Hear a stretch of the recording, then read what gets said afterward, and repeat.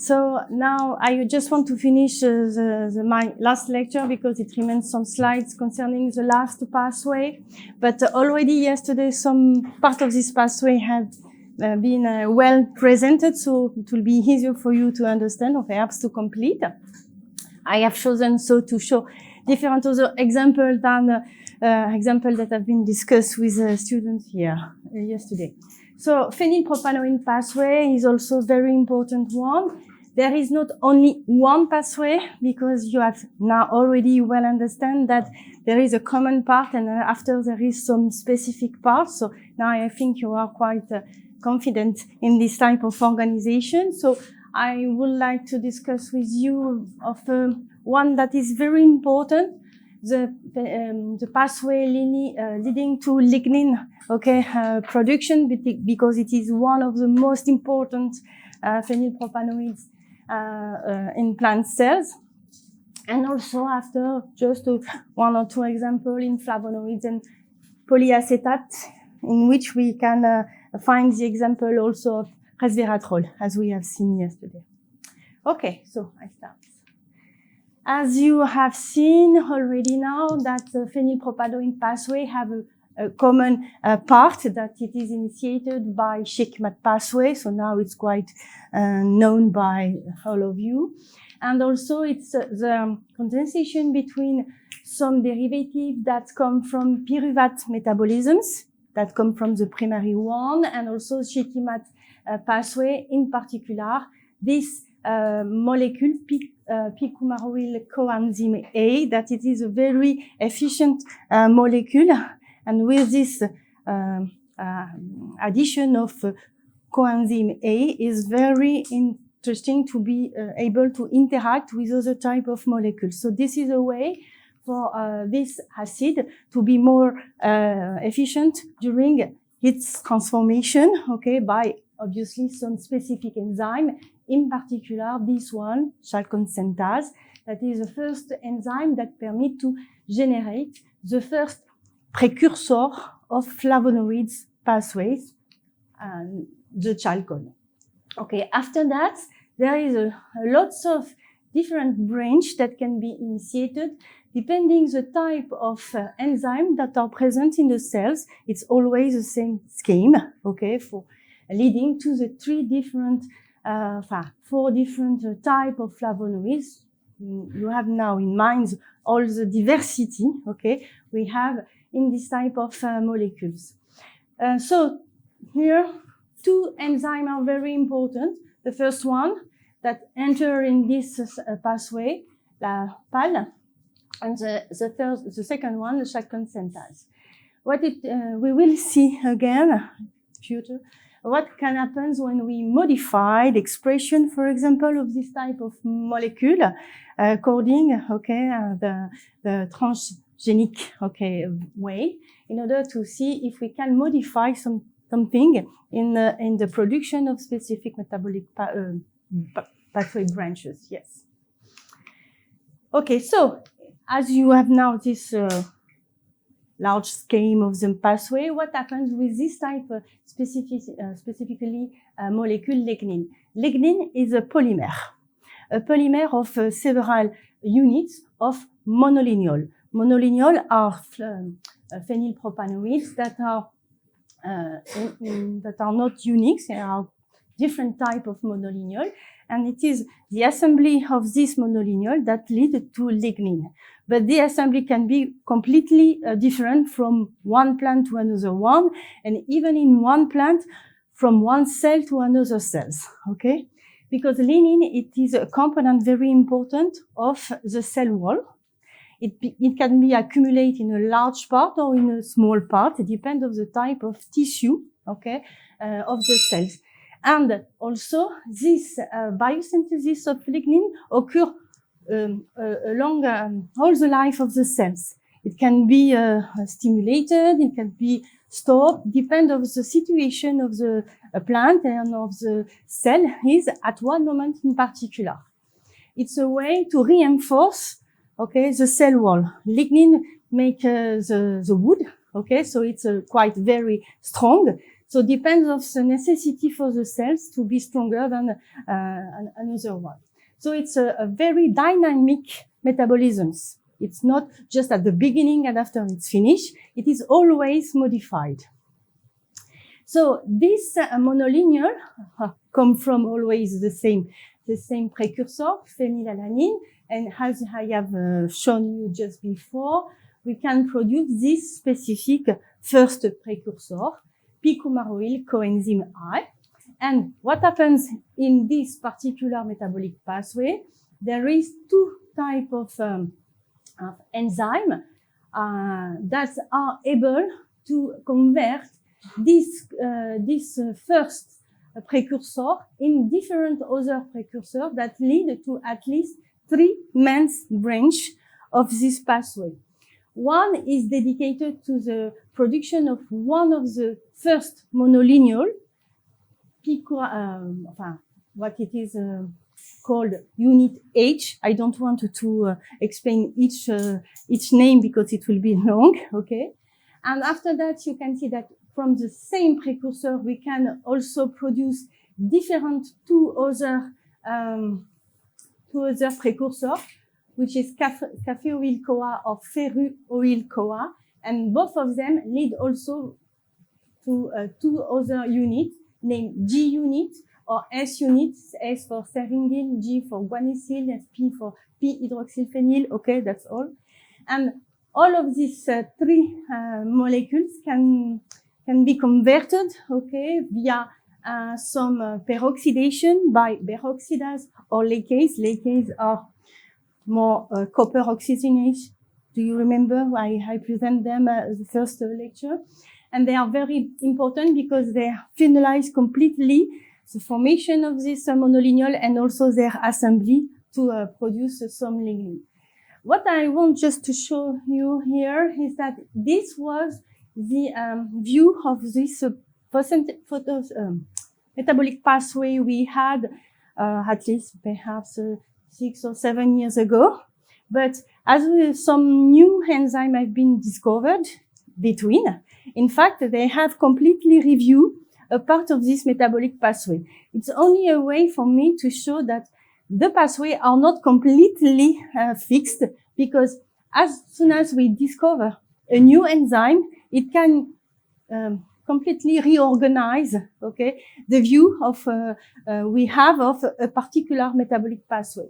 So the metabolic pathway leading to this type of monolineal today have been completely reviewed, and this is at what moment what we think about this pathway, okay?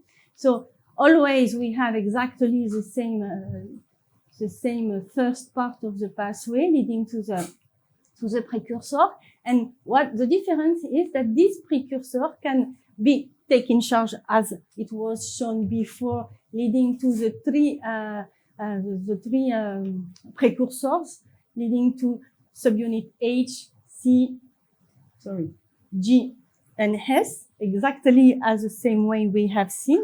But what was found, I don't know, but I think it's 5 or 6 years ago at maximum, these enzymes that are able to hydroxylate also directly this first precursor and lead, in fact, to different other intermediates that can permit to produce also different other type of unit of monolineal, less important, not by their role, but by their amount in the cell, okay? But by this way, it can explain the complexity of the monolineal families that can be found in cells. And we don't know if perhaps new enzyme can be discovered in order to implement new branch of this metabolic pathway, leading, for example, for new type of unit that could be assimilated to monolineals. So it means that, in fact, we are always thinking about a new discovery in this area to establish how this type of complex metabolic pathway could be modified or expanded. Okay. And what happens in the cells? So it's like you have already now well understand. Not all the step of this metabolic pathway occurs in the same place in the cell. Here it is divided between cytosol, vacuole, and also the cell walls. In fact, the first step of this metabolic pathway starts near the nucleus on the reticulum endoplasmic membrane, because there is a lots of P450 proteins that are membranes proteins. Okay, so they need to be anchored on the reticulum endoplasmic membrane. So lots of the first step occur at this moment. After some of other steps, including hydroxylase, for example, occur directly in the cytosol, leading to the production of monolineal units. But these monolineal units are glycosylated and they are accumulated after in the vacuole. Always the same type of scheme, okay? And in the vacuole, they wait. When the cell needs to produce new lignins, what happens? This monolineal, glycosylated monolineal, are able to transfer from vacuole to the cell wall directly, so they go out the cell, in the cell wall. And here, in the cell wall, it exists lots of also enzymes, so it's not a passive, okay, compartment. There is also lots of enzymatic activity in the cell wall, where these monolineal are deglycosylated, so they became again alone without any protection, and they are taken in charge by lacase and also peroxidase in order to polymerize by themselves and to produce lignins. But they can also give another type of molecule named neolineals, but it is not the same. And all of these cells are able to increase, okay, the lignin contents of their cell wall. But the lignin contents mean that perhaps it's not exactly the same composition at each moment, okay, of the biosynthesis of the lignin. This is why, for example, young cells, they have the cell walls, but they need to expand because they are young. So the lignin is thin, the cell wall is quite thin, and lignin is not so strong, okay, as for mature cells, and particularly so cells that are from vessels, such as xylem, where there is normally a very large cell wall.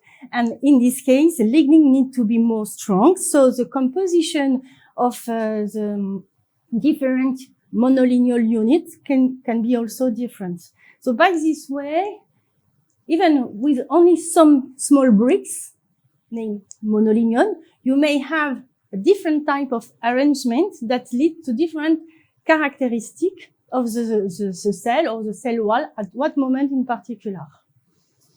Okay? So here, what it is interesting is that I say to you that these metabolites are produced in the vacuum, in the cytosol after they are accumulated in the vacuole, and after they are I don't want to say nothing. After they have to be transferred in the cell walls, but you need to understand that this transfer are not so easy to do, are not so natural, because there is some membrane that are here to identify vacuole, and this membrane is not so easy to transfer. Okay, so you need to have some specific transporters that help this movement of metabolites from one compartment to another compartment. And when we are interested by deciphering a metabolic pathway, this element is also very important.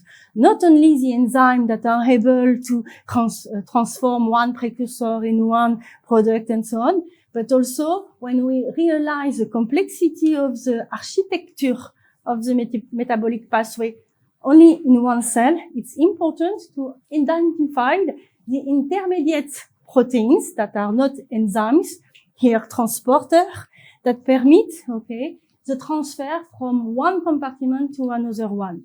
And there is also a very large set of different type of transporter family in plant cells.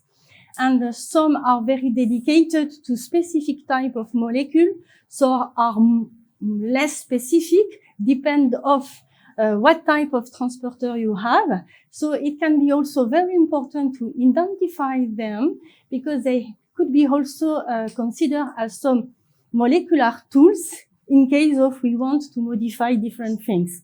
For example, you can imagine if we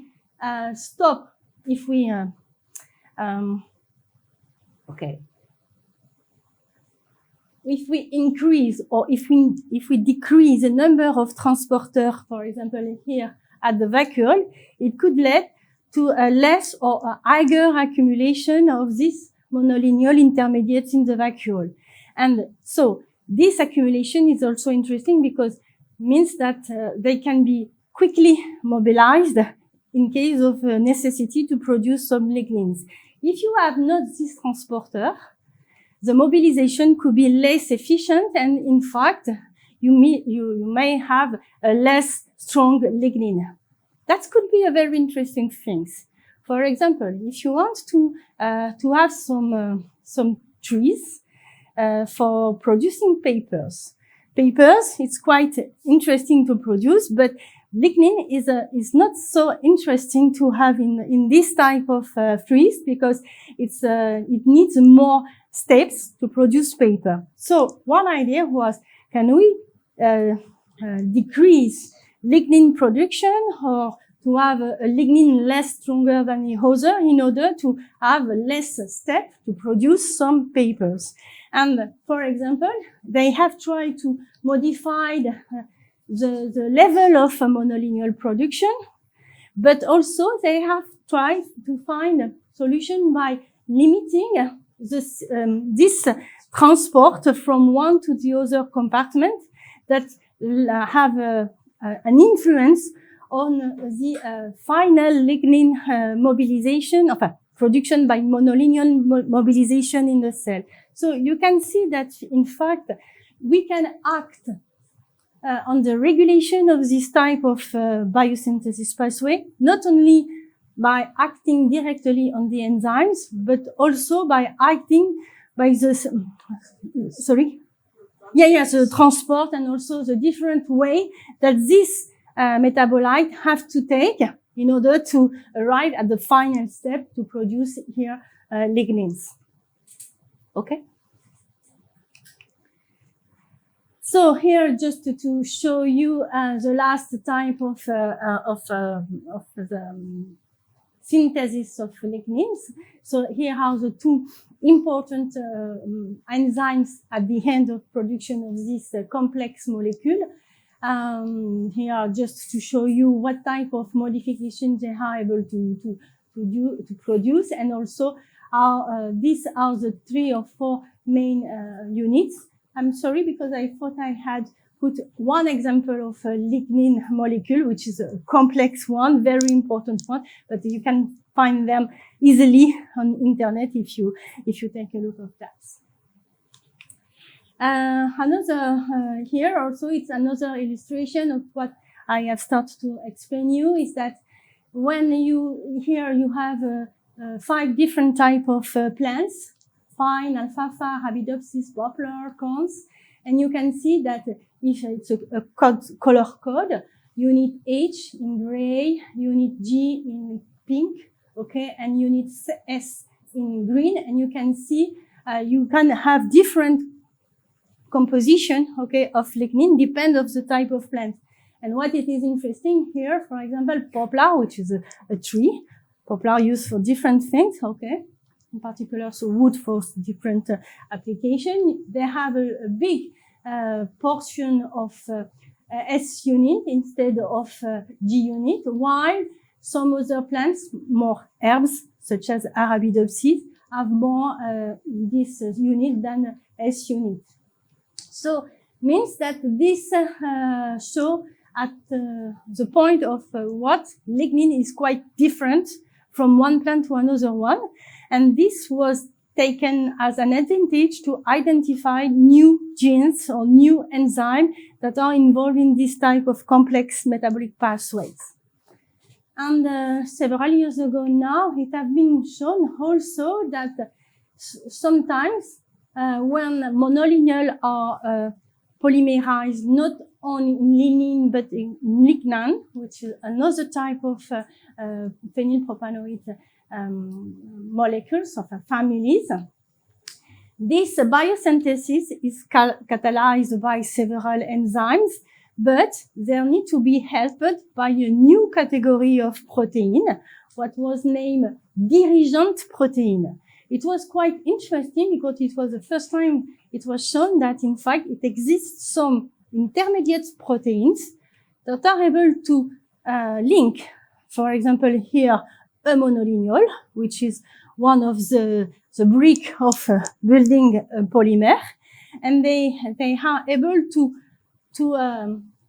orient this monolineal in a good way in order to help the enzyme to have a good catalytic process to lead to the lignan formation. So mean that this dirigent protein play a role also in order to orient this specific precursor to increase the success of the polymerization at the end. So means not only enzyme but transporter, dirigent protein, and so on. You can now imagine that around the metabolic pathway, it exists lots of other type of proteins that could play a very important role in this final biosynthesis. So this is why here we focused on metabolic pathway, but in the cell it is completely more complex than only a metabolic pathway. And when you are working on this type of project, you need to take in account quite all of these systems. So even if you are interested by looking at for specific enzymes, you have to integrate that they are not alone in the cell, not alone in the compartment of the cell. So they have some interaction with different other molecules in the cell, so that it is a complex way to integrate. But it's very interesting also to discuss. So this is the example of lignin I wanted to discuss with you because it is one of the domains in which there is a lots of research, and every years, I can't say every month, but every years they discover something new. They explain, they rearrange different things. So it is quite interesting to have for you as an example in mind. But here I have put again, this scheme just to record you different other type of flavonoid classes. And here just to show you, you know that now very well, the different three first state. And if you want to, not to have a specific phenylpropanoid pathway, but always the complex architecture of from one precursor, how many flavonoids can be do. We can summarize this in at least 3 or 4 specific activities. Structural modification. So, for example, if you have in the first, in the first scaffold, of the first phenylpropanoid, generine, you have 3 rings, A, C, and B. And what happens is if you have a double bond between the C2 and the C3 here, situated here, you can enter all the pathway of flavon and flavonols. So means that just one of the first modification is an initial step of two specific branch. And after, if you have some dehydroxylation in particular here, for example, means that you enter into what we call the dehydroflavonols. So just one modification is a way to make a dichotomic branch from a start point. And if we continue, and here if we have also between always the same type of two carbon, C and C2 and C3, if we have an isomerization with a specific aryl group, it's not important to know what is it, but you may have all the isoflavonoid pathway that it is initiated. So by this way, you can understand that in fact, it's not so complex to see how these branches are able to be separated. Okay, it depends only of enzyme activity. So means that if in one cells or in one plant, okay, you modify the activity of one of these enzymes, you can completely rearrange the balance between all of the branches.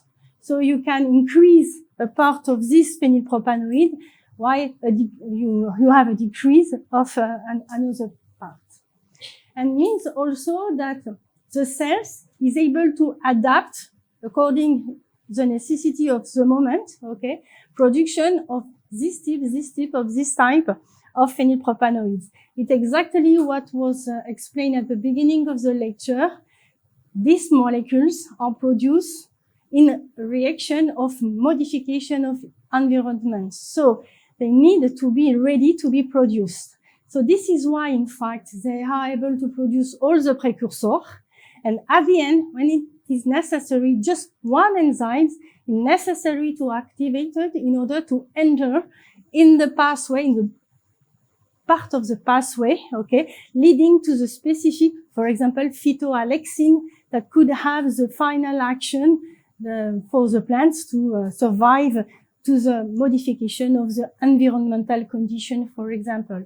So the complexity, the apparent complexity of this metabolic pathway is in fact a way for the plants to be ready against every modification and to be ready to have an answer, a quick answer, in order to be less sensitive to the modification, to the environmental modification.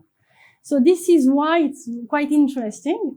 And we can study this type of attitude, by not only by the fact to study metabolomic production, okay, so by screening, for example, the metabolites that are produced at what moment, but also we can observe the production of the enzymes, okay, that are able to stimulate one branch, second branch, or third branch, for example, of this pathway.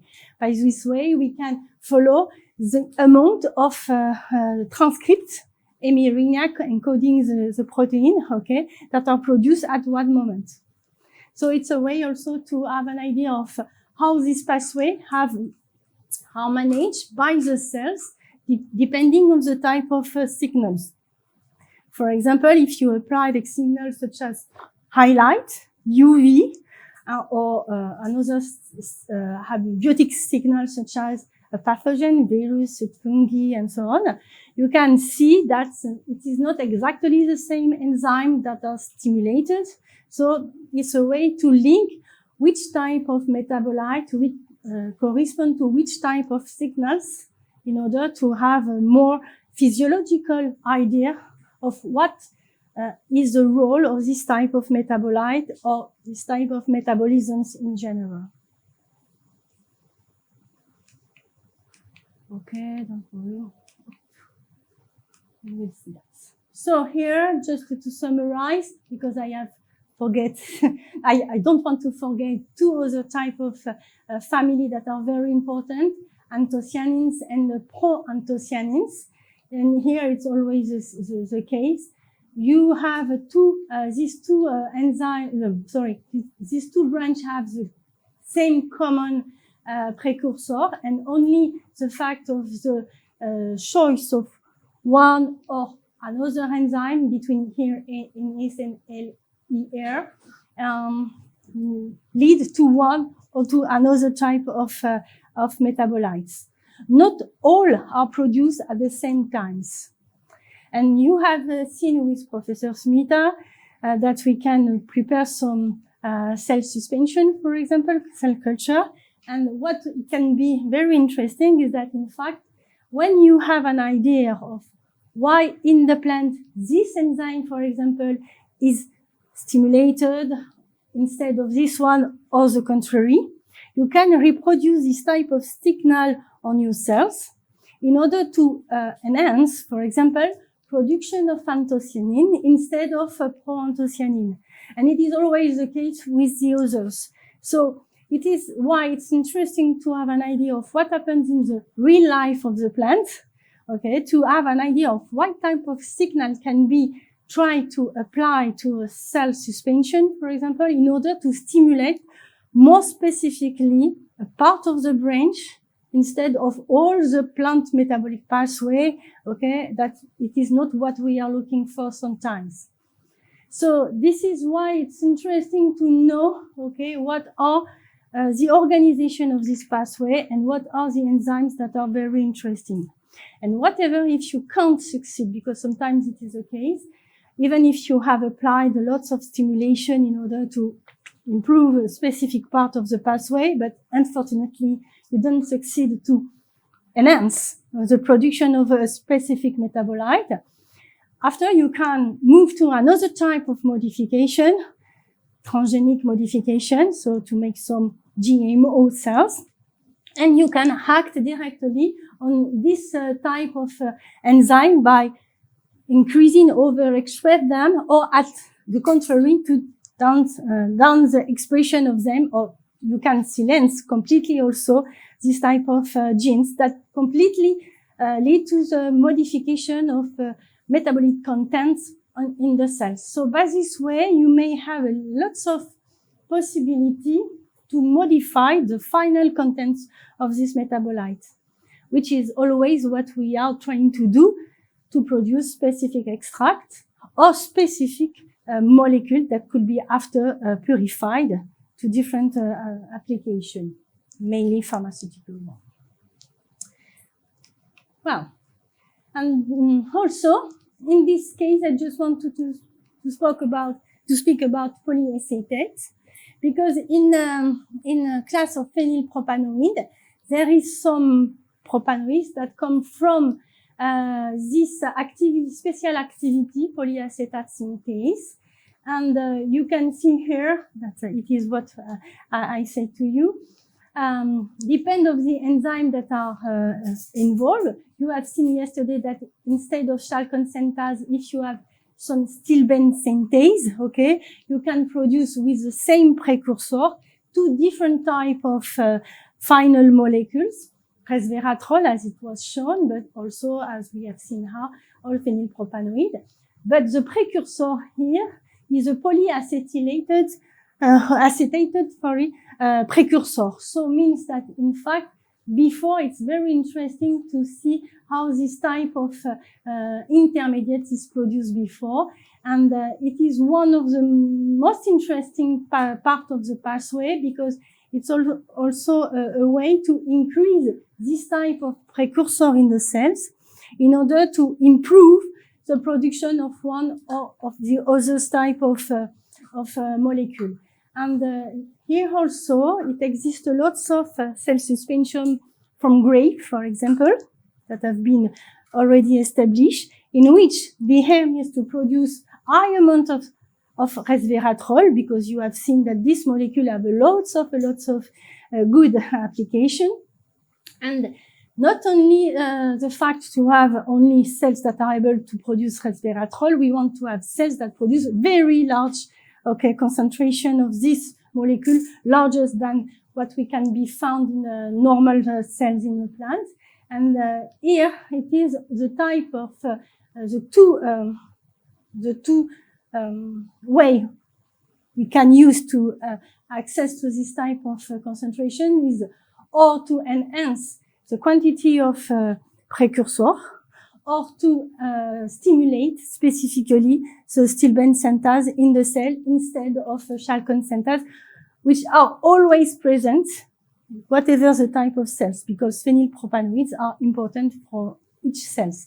While stilbene synthase are present only in cells able to produce resveratrol. So this is why we need to make balance between both in order to enhance this type of molecule. And what was not said yesterday, but I can add some, okay, is that in fact, resveratrol is a very interesting product, but in fact, it was found that polymer of resveratrol, because resveratrol is able to be polymerized twice, 3 or 4 times, so it can to become very complex molecule. And it is also some stilbene synthase that are involved in this type of polymerization. And what was found is that, in fact, like antifungi or antibacterial activity are more efficient with polymerization of resveratrol instead of the resveratrol molecule alone. So now it was also interesting to see if we don't know all the stilbene synthase. We are always looking for genes that encode this type of enzymes. But what it was shown is that this stilbene synthase responsible to production of resveratrol is not able to produce the polymerization of resveratrol. So means that it seems to have also here a family of stilbene synthase genes that will be able to have all the activity of polymerization. We don't know if there is only one that will be able to polymerize in 1, 2, 3, or 4 units, or if it's necessary to have one specific stilbene synthase enzyme for each step of the polymerization. So there is a lot of job to do, okay, for identifying this. And it is very important because if resveratrol is produced in a high amount in a cell, its polymerized forms are very low in the cells. But as this molecule have been found to have very, very important antifungi activity, there is a lot of project that aims to use this type of molecule to produce some natural pesticide. Okay. So by the way is so it will be interesting to produce large amount of this molecule or to enrich, extract with this type of polymerized resveratrol molecule instead to have only resveratrol. So this is why there is a lot of biotechnological project aiming to have this type of production of this molecule. Okay, just to show you that just with this type of short part of the pathway, we can discuss a little bit about the importance of what we can do, what we would like to do, what could be the next and the future research in this type of small part of the pathway, leading the use, okay, not only of this molecule, but all of its derivatives. And just to finish, I don't want to explain all the glucosinolate pathway, because glucosinolate pathway I have already shown you. It was at the beginning of my talk when I have spoken after of the different enzyme families that are involved in the metabolic pathway. I show you a big picture with a lot of row with different color, and I say it's in brassicacea, the glucosinolate metabolic pathway. You have seen that there is now lots of enzymes that have been identified, but it remains a lot of other ones that need to be identified too. But just to show you what is a glucosinolate, okay, a glucosinolate, it's a sulfur heteroside or what we call a thioglucoside. Means that you have here, okay, a genuine, and this one is linked with a glucose via a thiol, okay, link, and it is also linked with a sulfate group, okay, with linked with here an amine. This is the natural structure of a glycosinolate. This type of organic compounds are very important because, in fact, they are quite small and they can be easily hydrolyzed in the cells. That can permit to give new molecule of glucose too. It's a way of glucosylation, deglucosylation, but also they can give the volatile sulfur. This is why it is this type of molecule, when they are hydrolyzed, they gave this not good smell, okay, of different organic matter. Okay, so this is important to know that they play a very important role by accumulating glucose and a possibility to release them also in the cell. And if you don't know perhaps some of them, they are responsible for what we say is bitter, okay, or the pungent flavor of many compound foods, in particular mustard. This is why sometimes when you eat directly mustard, you have in the nose, okay, some specific, it's not so pleasant, okay, the sensation we have. It becomes from this particular glucosinolate. But you can find them in different other type of vegetables that are currently used by us, and in particular in cauliflower. And people don't like this type of molecule in cauliflower because it gave, for babies, for example, it gave not a bitter taste of the vegetable. So this is why they have tried to find a way to decrease the metabolic pathway of glycosinolate in cauliflower in order to have less amount of this type of molecule in the plants. So it's not by transgenic approaches. It is by natural selection, crossover, okay, between different genotype of cauliflower.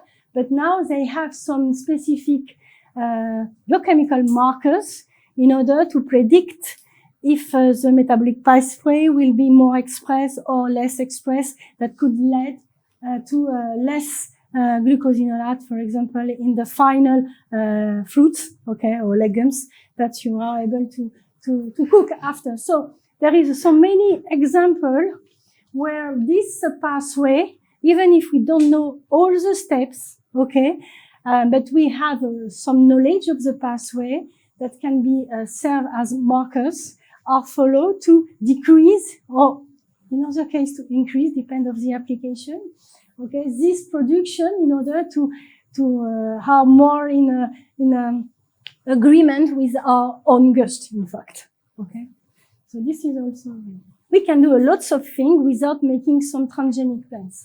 Okay, and by knowing this type of metabolisms, we can have more markers to follow, okay, what we are doing by natural cross-linking with natural way to select new varieties of plants food, for example. So another way also that it is interesting to know for you, glucosinolate are very interesting to enrich soils. So, and I don't know if it will be the case here in India, but in Europe, there is specific fields that are where mustard are grown, but they are not harvested for different other applications. They are laid directly on the soil, okay, because by this way, this all the components, and particularly glucosinolate, okay, are incorporated into the soil that increase the amount of what we call isothiocyanates that are very efficient against soil pests, fungus, and nematode, and different other pathogens that are in the soils. So what we observe now is that there is a lots of type of strategy leading not to make some chemicals, okay, addition in the soils, but between two campaign of normal production of different plants, okay, we have this type of activity to put some specific brassicacées, okay, because they are able to produce lots of glucosinolate. Mustard is one of the most used plants for this type of application, and by this way, it's a natural way, okay, to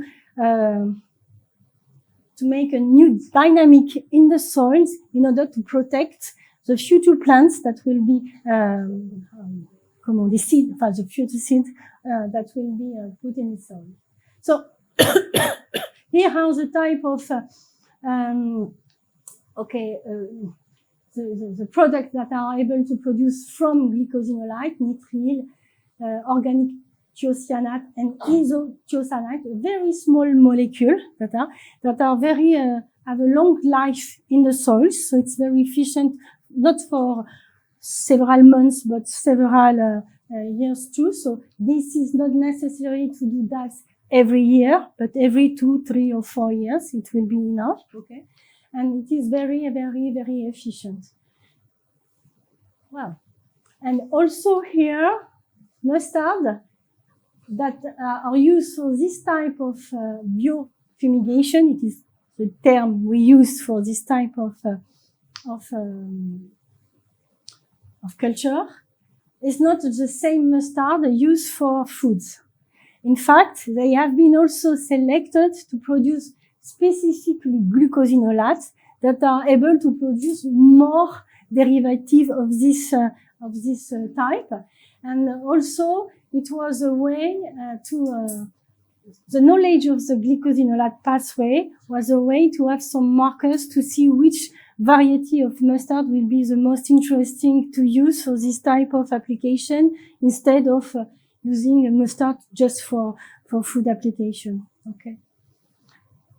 It's just a way for me to show you that knowledge of metabolic pathway are not only interesting to know what the production of one metabolite in particular, but can be also used to apply plants in general for several other type of application too.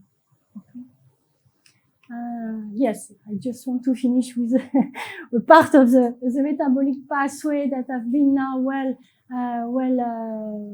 deciphered, okay, of the glycosinolate pathway. Here you can see that you have also different type of compartments, cytosol, chloroplast, but you are quite convinced now that it is not simple. You need to be an architect, okay, to build this metabolic pathway. And it is always the same organization. First one, elongation chain, it is the chain elongation machinery from the an amino acid that have been chosen as precursor. Here, the second step here is to build the core of the glycosinolate structure. Okay, so there is some specific enzymes that are already been well known. You see here mainly monooxygenase, and at the beginning and at the end mainly glucosyl transferase, because it is just the step before the last and final part of the pathway. So here there is always some accumulation step of the intermediate of the pathway. And the last one is the secondary modification of the amino acid side chain, leading to the different variety of glycosinolate that exist in the cells. So now I think you are well informed about what is the metabolic pathway, how they are mainly organized.